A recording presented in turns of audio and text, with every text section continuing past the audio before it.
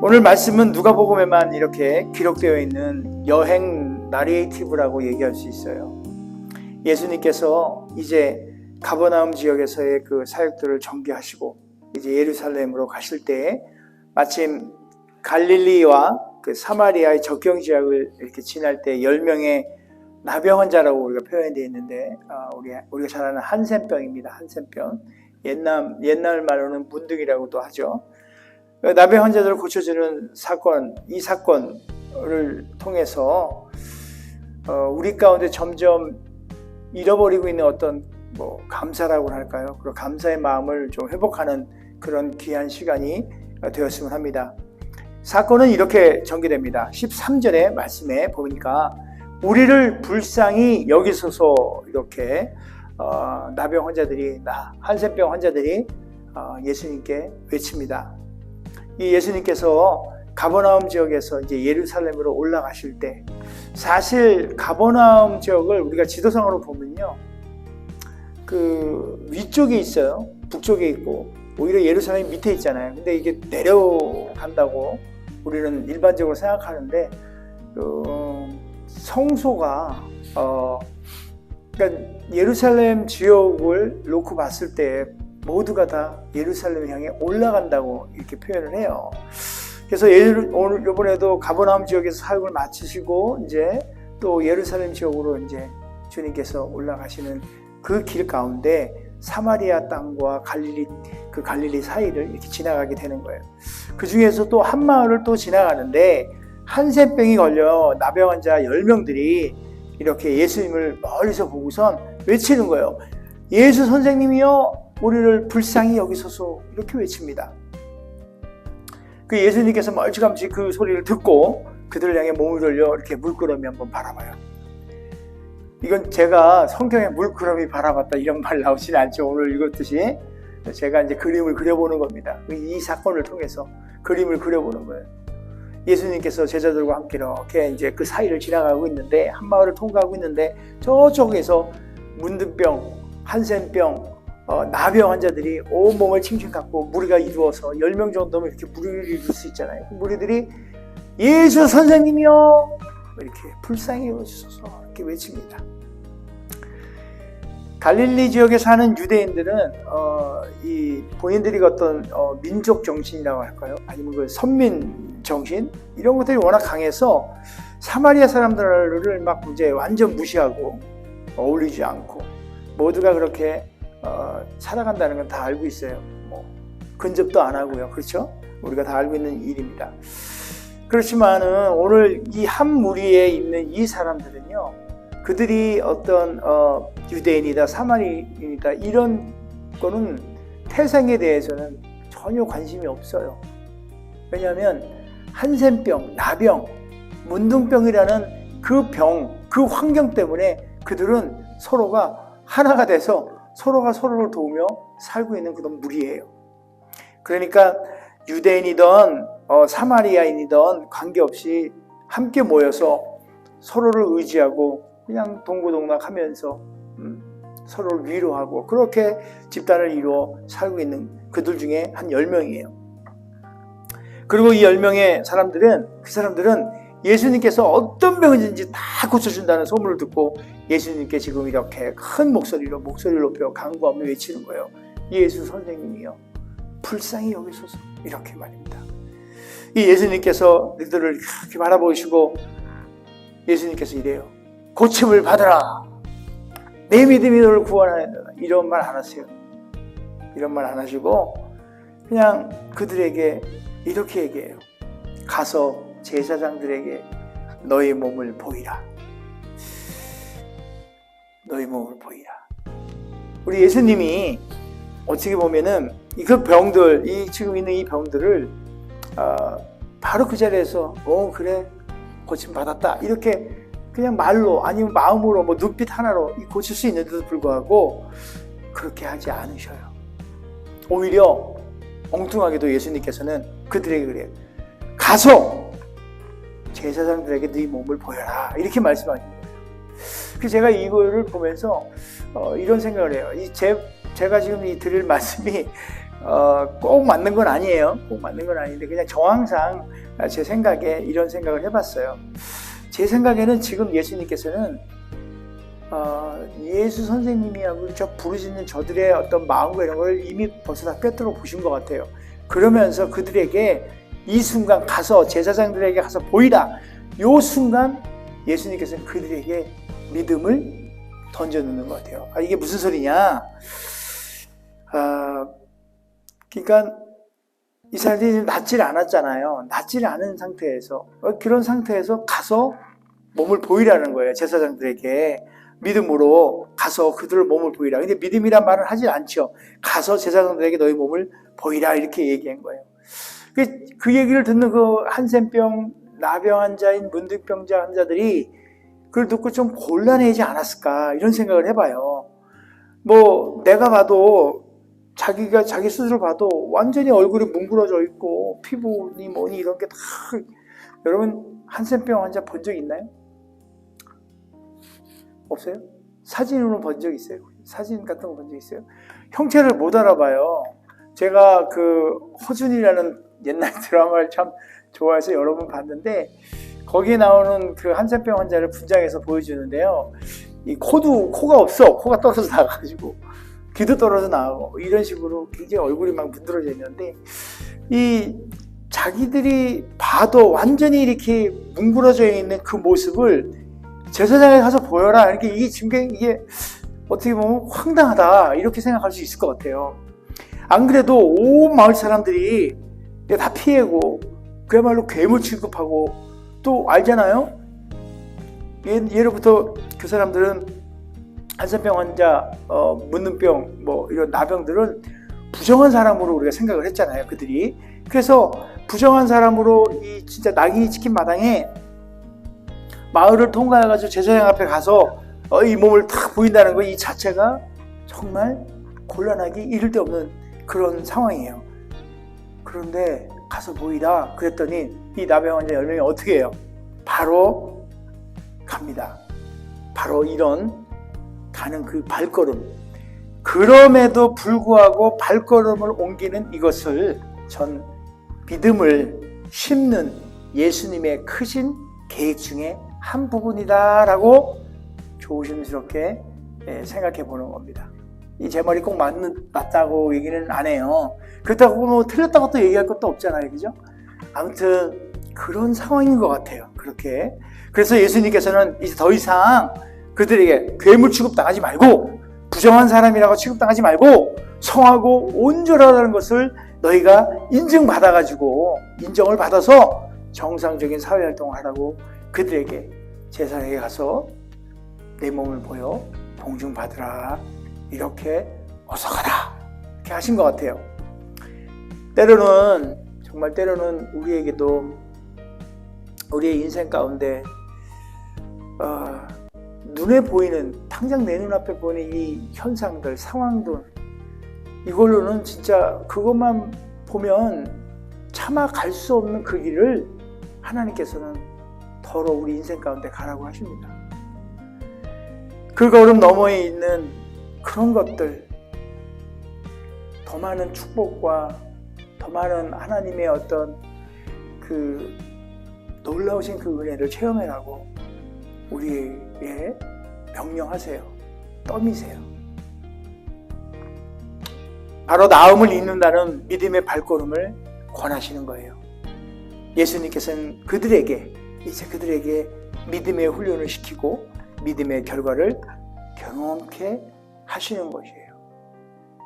어쩌면 우리 가운데에도 지금 당장 어려움이 있는 것들, 이 부분들도 그럼에도 불구하고 교회에 나와 예배하고 그럼에도 불구하고 누군가를 섬기고 그럼에도 불구하고 주의 일을 감당하려고 한 걸음 한 걸음 내디딜 때 그 너머에 있는 우리 하나님의 놀라운 은혜가 있다는 것을 믿으시기 바랍니다.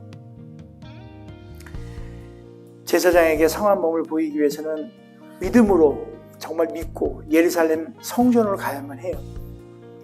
그 10명의 그 환자들에게 자신들이 겪고 있는 이 나병, 한센병이 예수님에 의해 낫는다는 그는 어떤 병도 우리를 치유해 줄 수 있고 어떤 병도 낫게 해줄 수 있다는 그 믿음을 갖고 그 믿음의 발걸음을 내딛고 즉시 제자들을 향해 갔습니다. 이러한 믿음의 생활, 어쩌면 우리의 신앙생활에도 그런 믿음이 필요하지 않을까 생각을 해봅니다. 터무니없어 보이지만 예수님만을 의지하고 믿고 가는 그런 어떤 이 용기가 필요할지 몰라요. 마치 첫 발걸음을 딱 내딛었을 때 요단강의 물줄기가 멈춰지고 갈라지는 그런 기적들을 체험했듯이 우리의 작은 믿음의 발걸음이 우리를 현재 처해 있는 이 어려운 모든 상황들을 벗어나게 하는 열쇠가 되지 않느냐, 이런 생각을 해봅니다. 때로는 믿음은 좀 부족하지만 또 한 가지예요. 다른 사람들과 함께 했을 때 믿음의 발걸음을 더욱더 강한 믿음으로 갈 수 있다는 걸 이 사건을 통해서 한번 생각해 봅니다. 10명이 한꺼번에 가잖아요. 다 같이. 혼자 그런 일을 당하고 만약에 혼자서 이렇게 있는 상황에서 가서 세상 보내라 그러면은 아마 제 생각에는 과연 갔을까요? 라는 이렇게 생각을 해봅니다. 더러는 함께, 정말 함께 할 때 내가 갖고 있는 믿음은 좀 작지만은 형편은 좀 어렵고 상황이 더 크게 보일지 몰라도 함께 할 때 믿음은 그 상황들은 작아 보이게 되고 그 앞에 있는 것들을 우리 함께 할 때 더 강하게 믿음이 더 강하게 작동할 수 있다는 거예요.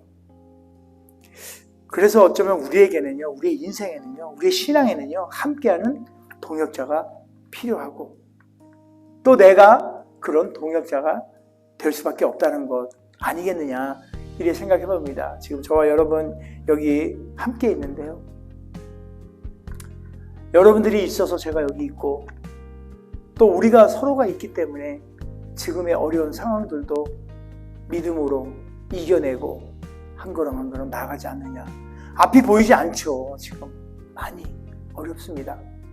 그러나 그럼에도 불구하고 우리가 함께함으로 이 작은 믿음들이 모여서 하나의 큰 믿음으로 갈 수 있는 그런 게 되지 않겠느냐.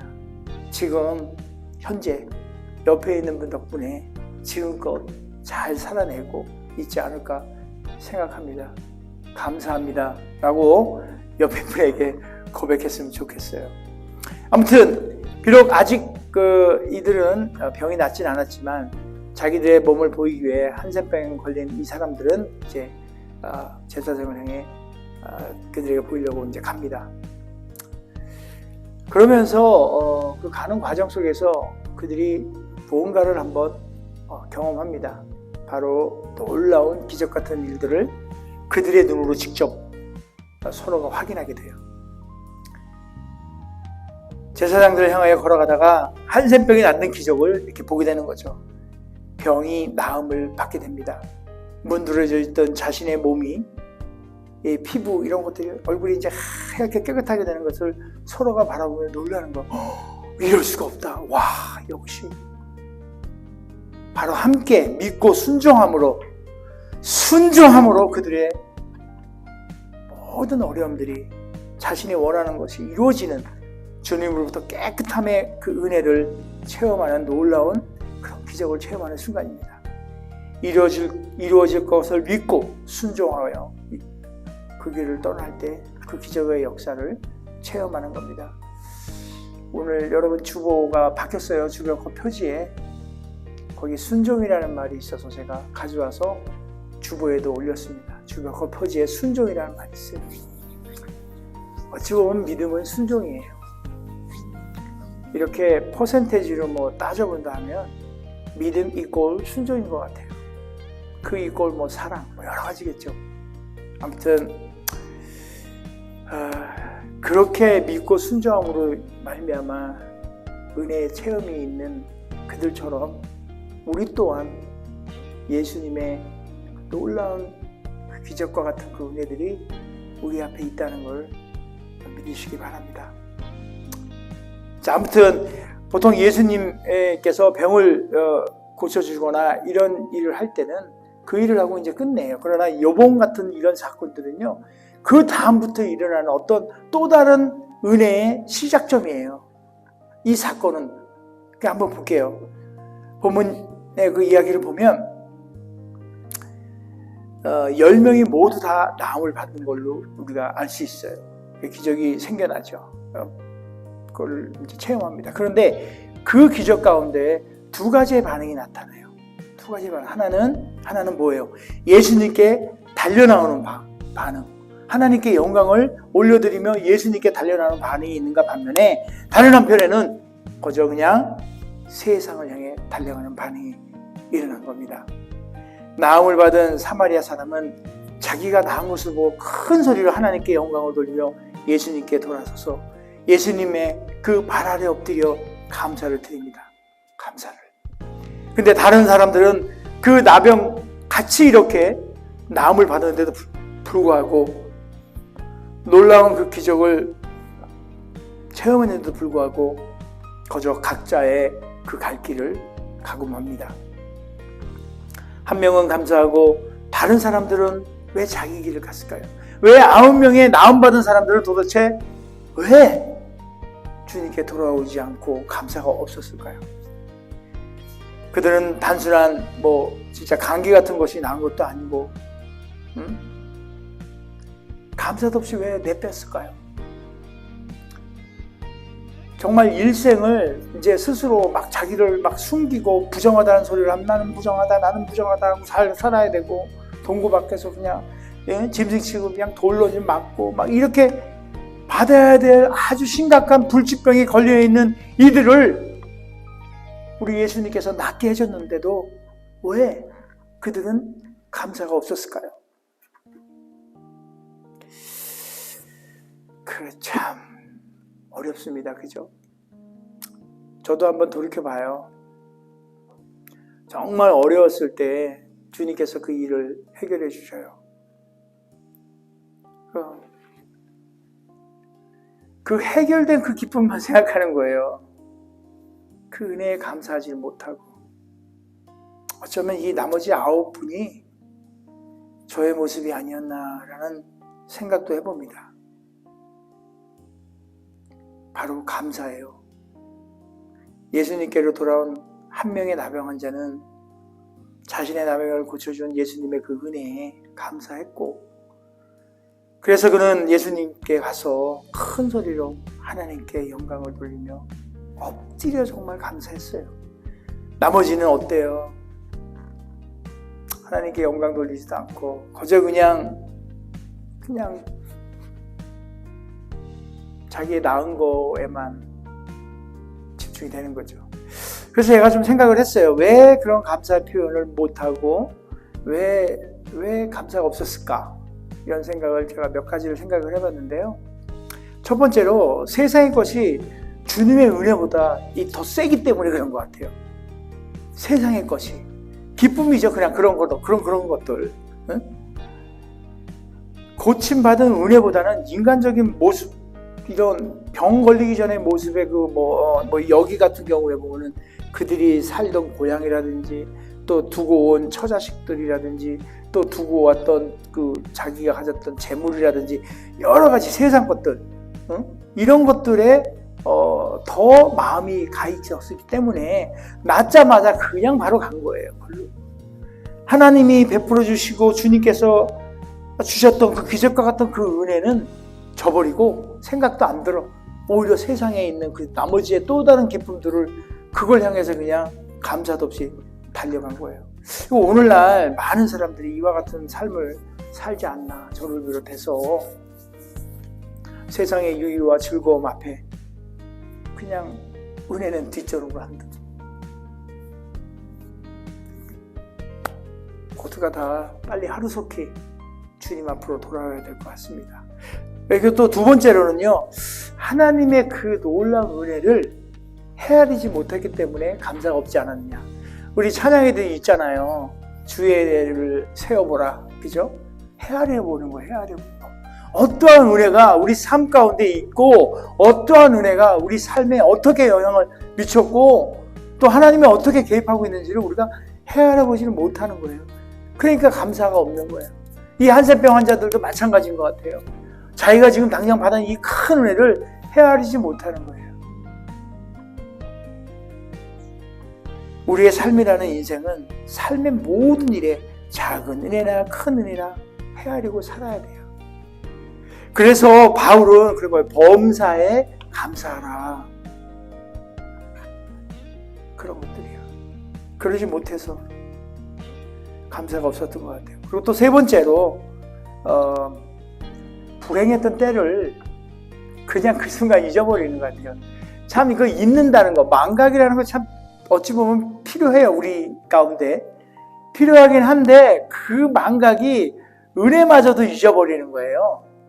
하나님이 우리를 구원하시고 주님께서 이 십자가에 진짜 이 달려 돌아가신 그 은혜, 나를 구원을 하기 위하여, 나의 죄를 위하여 대속하신 그 은혜를 우리는 살면서 세상의 것들로 인해서 또 정말 그 불행했던 그 시절들을 다 그 고통스러웠던 때를 언제 그랬느냐는지 잊어버리는 거예요.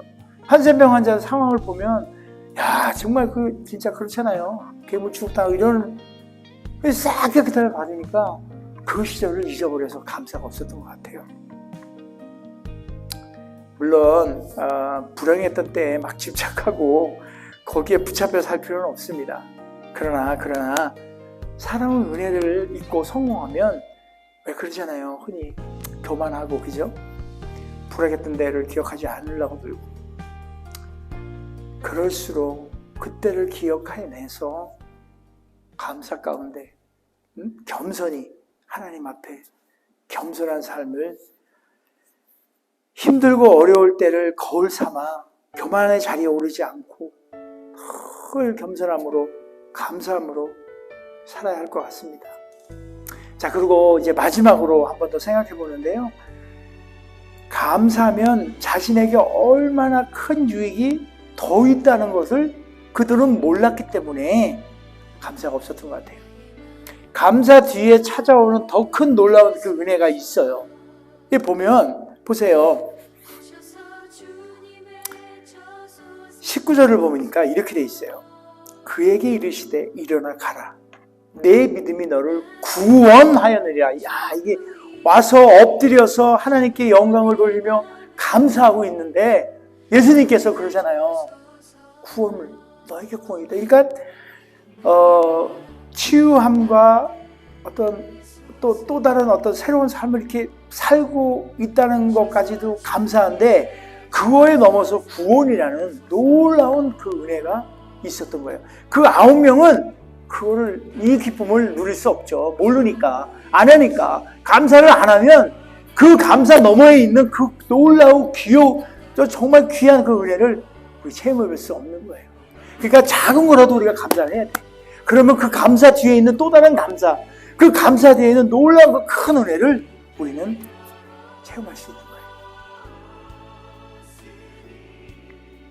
감사 너머로의 축복인 거예요.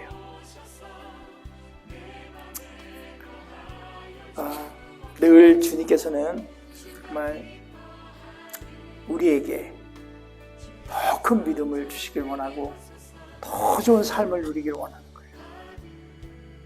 그저 우리가 거저 받은 은혜에 감사하면 그 감사 위에 감사할 일들을 더해주는 주님을 만나게 되는 거예요.